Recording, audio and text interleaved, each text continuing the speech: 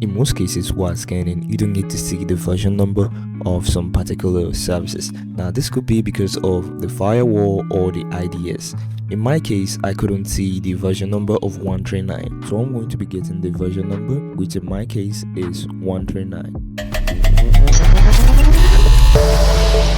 So I'm going to be using Parrot OS for this demonstration, and I've already shown you the service I'm going to be trying to get the version number out of.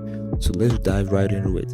And please do be reminded that this demonstration is for educational purpose only and should be done in your virtual lab. Don't go messing around with this. So what we're going to do is to open up our MSF console.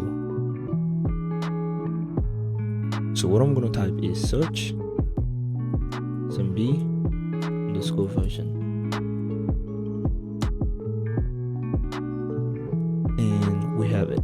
What you're going to type depends on the service you're trying to get the version out of. Now if this was an FTP, I will be typing FTP_version, but I'm dealing with SMB, so it's SMB_version. What I'm going to type is U0, which is the index number, and fine. I'm going to show options.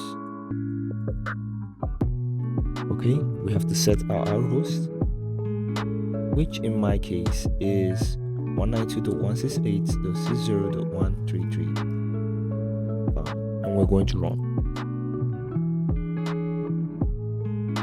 Beautiful. We were able to get the version number of that service, which is number 2.2.1a. I know that many of you out there must already know how to do this, but for those of you who don't know how to do it, I'm glad you learned something.